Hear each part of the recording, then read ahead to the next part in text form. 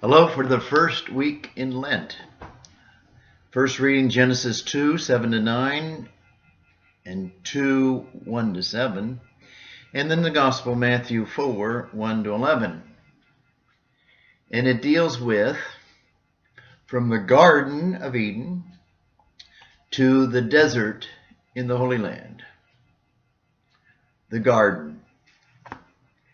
Adam and Eve had all that they needed. Beautiful garden, Garden of Eden. Remarkable relationship with God in the story. And then the serpent comes and says, God hasn't been straight with you. Why aren't you allowed to eat from all the trees in the garden? Especially that one in the middle, the tree of life. Well, that's where God has his power, where his power is hidden. If you eat from there, you'll be like God. And so she sees the good food, nice to look at, life-giving, containing wisdom like God. And so she eats and shares it with Adam. And their eyes were opened. And it wasn't what they hoped for. They saw now that they were naked. Before, they were exactly the way they were made, in harmony with one another, in harmony with God, and in harmony with the garden. But now they were not in harmony. In fact, they were secretive. And they had to put on disguises.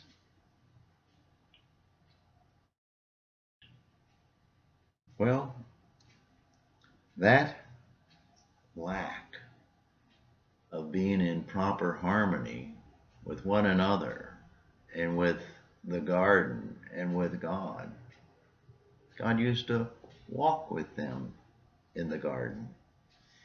And now, nothing like that. It's the story of disharmony, secrets, and not sharing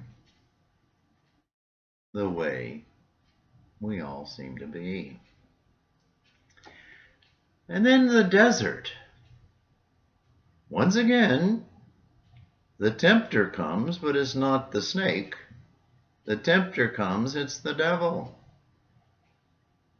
And the devil tends to be sly and smooth, a great psychologist or even a scripture scholar.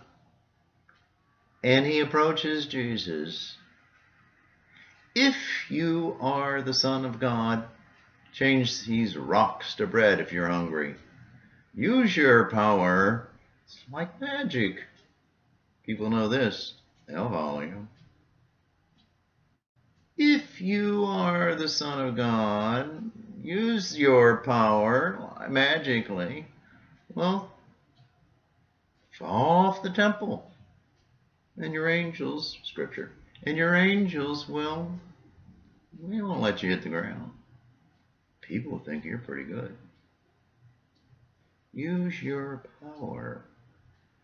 And then finally, it's a total power. If you want all the power in the world, if you want everyone to fall down and adore you, I'll give you that power. Fall down and adore me. And Jesus is not only the great psychologist, but Jesus is the great scripture scholar.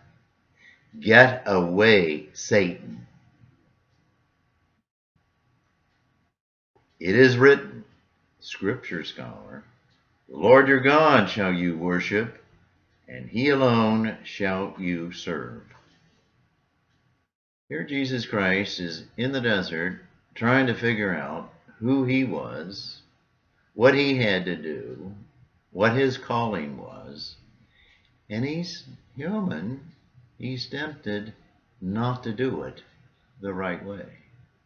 He's tempted not to do it the way we all are tempted not to do it the right way.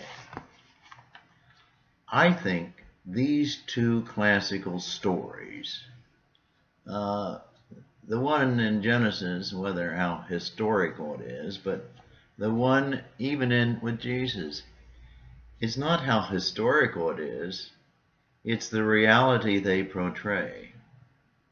They portray life and the way it is, but it's not the way it ought to be. We have turned away. Jesus could have turned away, but he didn't. And we are called not to turn away, but to turn toward. That's what Lent is all about.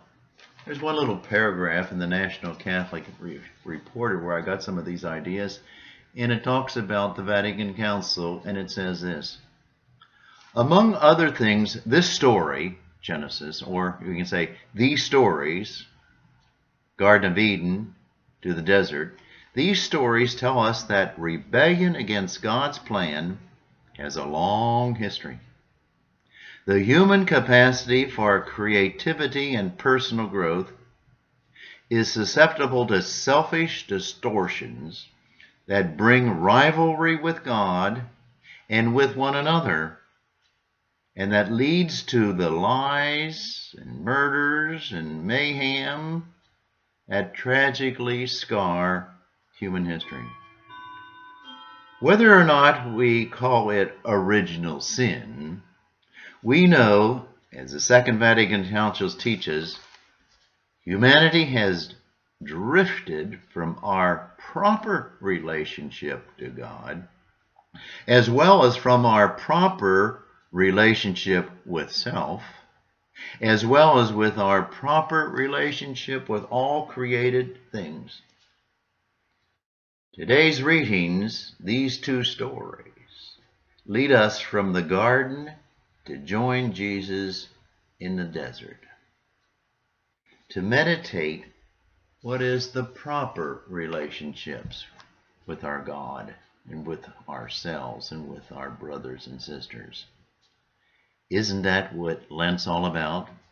Not just giving up something, but moving toward something. I love these stories. I hope they say something really positive with you. Have a good day.